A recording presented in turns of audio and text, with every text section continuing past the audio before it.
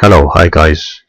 Today we are going to learn the basics of computer fundamentals, and I've chosen Paintbrush today. So let's start. Let's go to Start and try to open Paintbrush. Paintbrush is a very simple program, and you need to learn it so that you can get the knowledge of painting and drawing, and the different colors involved in it, cut, copy, paste, and all those features. So the basic features have been very important for you. So let's type pbrush in the run. That's okay.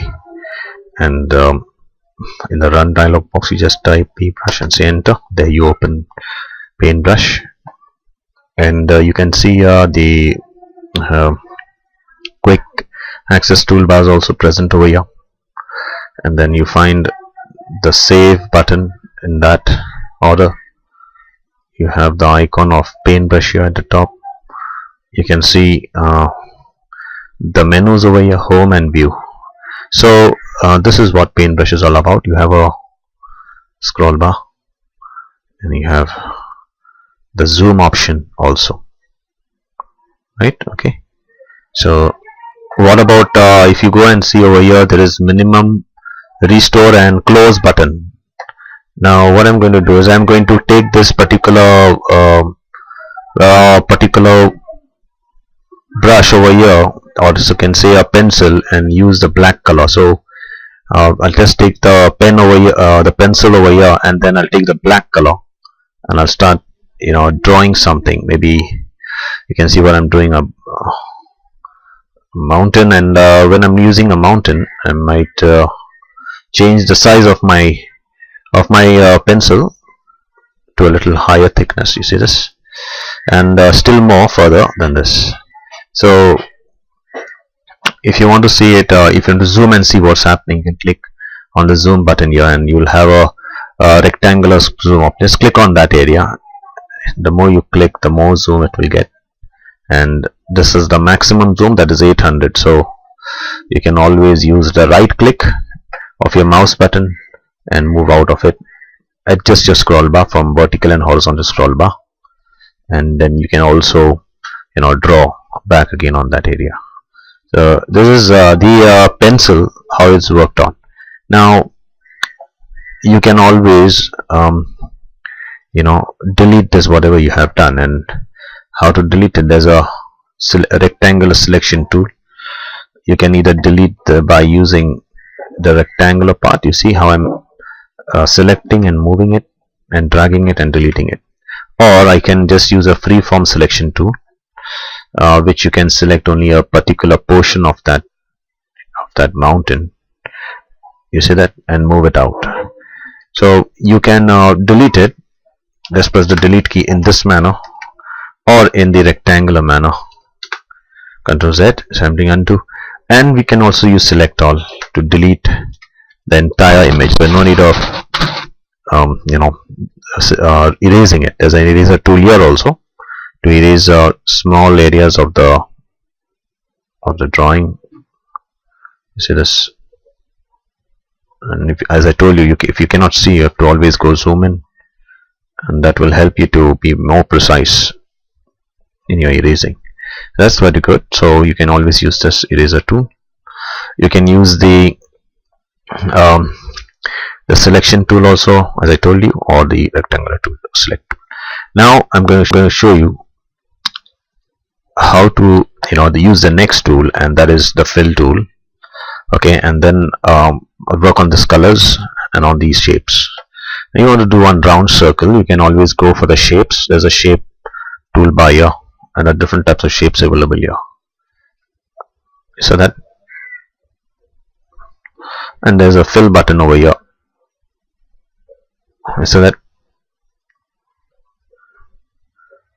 so I can use any of these colors which are here. Okay, but if you take a notice of this, when I draw along a big object like this, you'll find an outline orange color, and the inside fill will be white. So that's what you can see here. If I use this as gray and outside that is the outline color orange, then this is how it's going to look.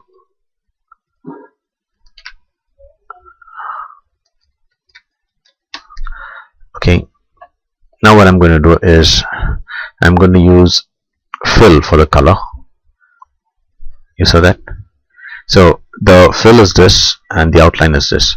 So before that it was just no fill. So when I used to draw a line, only the outline is to come.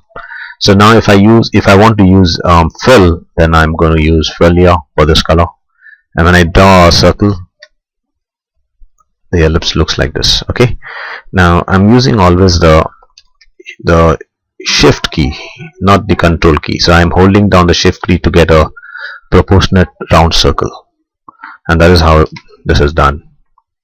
So it's so easy for you to work on this option. You have lines. Okay, you can draw parallel lines. Maybe let's draw one here.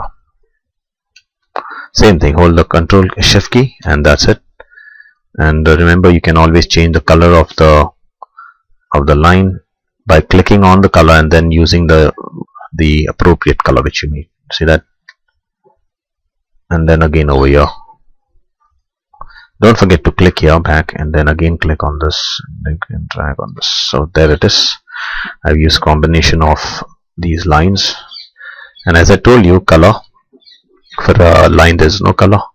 There's another option over here next to the line. There is it's called curve, or you can say spline curve. So let's see what this spline curve can do. Let's take another color. In this instance, take a black color. I'm going to draw path. You see this? Then there's another way. I can just continue doing this.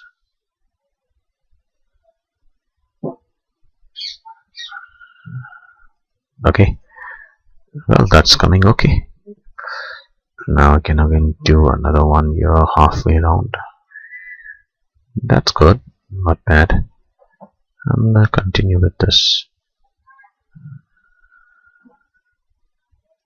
So you should be able to practice this, and then you'll be able to do it much better, and you can end up this remaining line with your own line over here.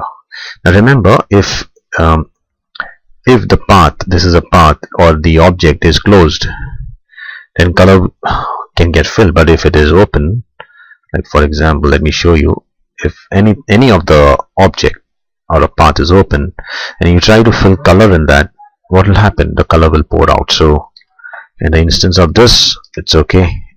In the instance of this, it's okay. In the instance of this is okay. But in the instance of this, you see there is a gap over here. Can you see the gap? So you cannot fill in that gap. Now what I'm going to do is I'm going to close this gap here. I closed it, and I'm going to fill the color back. What happens? The color doesn't flow out of this block. This is a boundary of outline over there. Even this stands as a boundary between the path. This is a path, continuous path, right?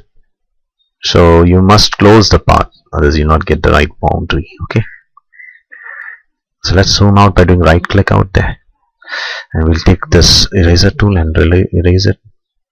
Now you can also erase it in two different ways, by keeping the background in the foreground in a color which you want to erase it. So this is the background color. So when you're erasing it, what's happening?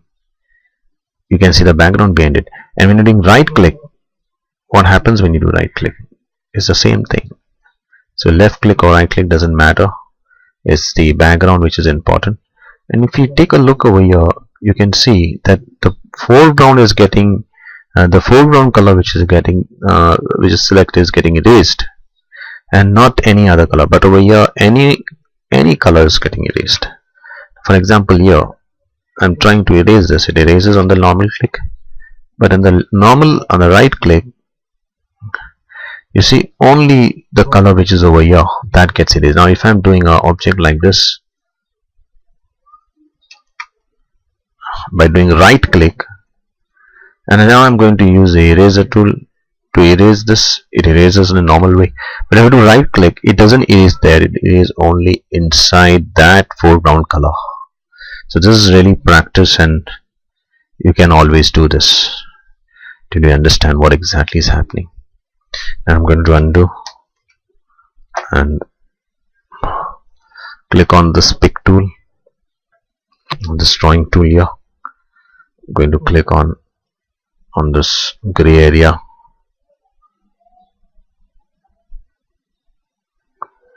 Right, now I'm going to again erase this out, and remember the erasing color should always be the background color.